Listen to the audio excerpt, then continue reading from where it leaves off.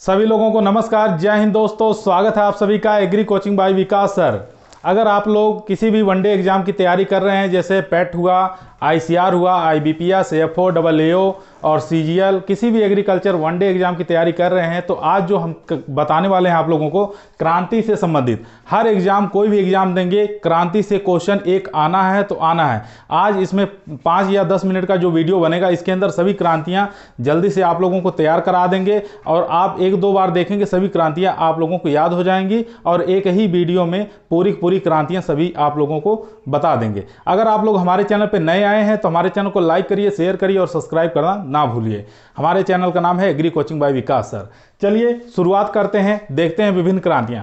सबसे पहली क्रांति हमारी आती है कि हरित क्रांति। ठीक है, हरित क्रांति ये किससे संबंधित है, पूछा जाता है एग्जामों में, तो ये खाद्यान्न उत्पादन से संबंधित है। ठीक है, किससे है? खाद्यान्न उत्पादन से। फिर इसके बारे में पूछता है कि हरित क्रांति के जनक कौन है। ठीक है, हरित क्रांति के जनक 2 प्रकार से क्वेश्चन बनता है, एक विश्व के हरित क्रांति के जनक, एक भारत के हरित क्रांति के जनक कौन है।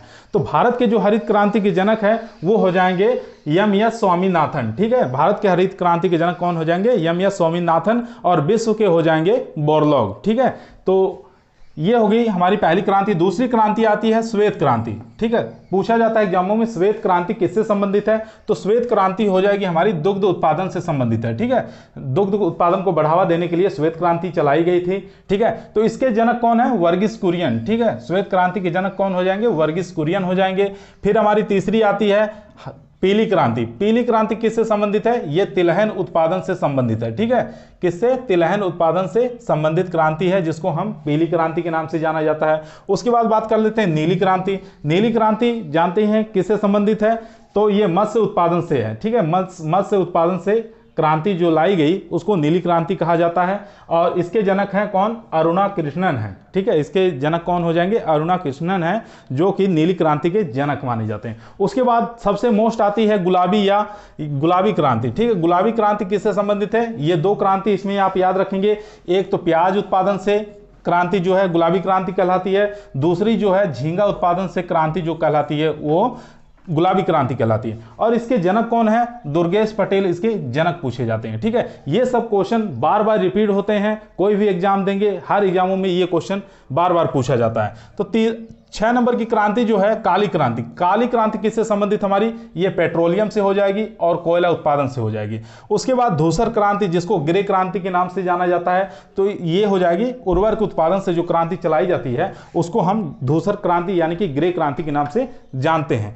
उसके बाद बात कर लेते हैं रजत क्रांति। रजत क्रांति किससे संबंधित है? ये अंडा उत्पादन से संबंधित है। ठीक है, किससे उत्पादन है? अंडा उत्पादन से संबंधित जो क्रांति लाई गई है उसको रजत क्रांति यानी कि सिल्वर रिवोल्यूशन के नाम से जाना जाता है। ठीक है, इसके जनक कौन है? हरित क्रांति, इसमें रजत क्रांति के जनक हो जाएंगे इंदिरा गांधी। ठीक है, इनके द्वारा ये क्रांति लाई गई थी, ये आप याद रखेंगे। उसके बाद बात कर लेते हैं सुनहरी क्रांति। सुनहरी क्रांति किससे संबंधित है? तो ये हो जाएगी बागवानी से संबंधित है। ठीक है, यानी कि फल उत्पादन को बढ़ावा देने के लिए सुनहरी क्रांति लाई गई थी। और शहद उत्पादन जो है इसको बढ़ावा देने के लिए भी सुनहरी क्रांति इसी का ही पार्ट माना जाता है। उसके बाद बात कर लेते हैं इंद्रधनुष क्रांति।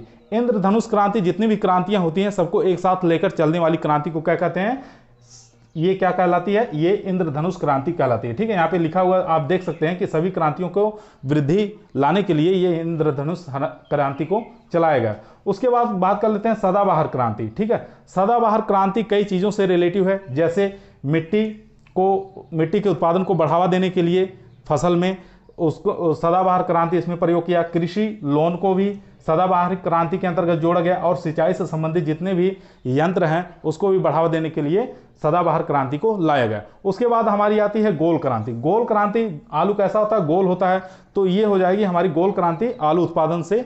उसके बाद बात कर लेते हैं लाल क्रांति। ठीक है, लाल क्रांति किससे संबंधित है? ये टमाटर से हो जाएगी और मांस उत्पादन को बढ़ावा देने के लिए लाल क्रांति को लाया गया। ठीक है, और इसके जनक कौन हो जाएंगे इसको भी देख लेते हैं। तो लाल क्रांति के जनक हो जाएंगे विशाल तिवारी। ठीक है, कौन हो जाएंगे? विशाल तिवारी, ये लाल क्रांति के जनक माने जाते हैं। उसके बाद हमारी आती है बादामी क्रांति। ठीक है, बादामी क्रांति किससे संबंधित है? ये मसाला उत्पादन से संबंधित है। ठीक है दोस्तों, अभी आप लोग 14 क्रांति के बारे में हम आप लोगों को बताए हैं। उसके बाद 15वीं क्रांति यहाँ पे देखते हैं कौन सी हो जाएगी।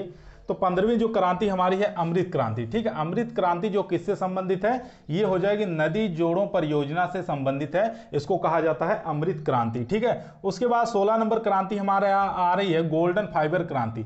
पूछा जाता है एग्जामों में कि गोल्डन फाइबर क्रांति किससे संबंधित है, तो गोल्डन फाइबर क्रांति जो है ये जूट उत्पादन से संबंधित है। किससे, जूट उत्पादन से संबंधित हो जाएगी हमारी कौन सी क्रांति, गोल्डन फाइबर क्रांति। उसके बाद बात करते हैं सिल्वर फाइबर क्रांति। ठीक है, सिल्वर फाइबर क्रांति जो हमारी संबंधित रखती है यानी कि कपास उत्पादन से। उसके बाद बात कर लेते हैं फैक्रोन क्रांति। फैक्रोन क्रांति अभी नई नई क्रांति है, इसके बारे में एग्जाम पेट वाला जो होने वाला है इसके अंदर बन सकता है। ठीक है, तो 1 नंबर आपका पक्का हो सकता है यहां से।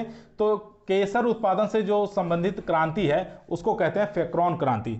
उसके बाद खाकी क्रांति, खाकी से जानते हैं क्या हो सकता है, चमड़ा उत्पादन से जो क्रांति चलाई जाती है उसको खाकी क्रांति के नाम से जाना जाता है। उसके बाद बात कर लेते हैं परभनी क्रांति। परभनी क्रांति किससे संबंधित है, तो ये भिंडी उत्पादन से संबंधित ये क्रांति है। ठीक है, भिंडी उत्पादन बढ़ावा देने के लिए इस क्रांति को लाया गया जिसका नाम है परभनी क्रांति।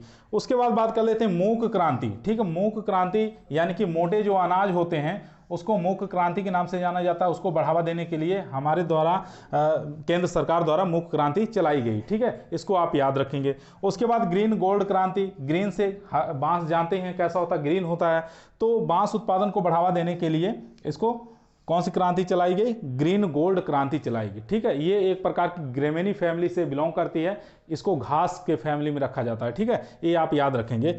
तो उसके बाद हमारी 23वीं जो क्रांति है व्हाइट गोल्ड क्रांति।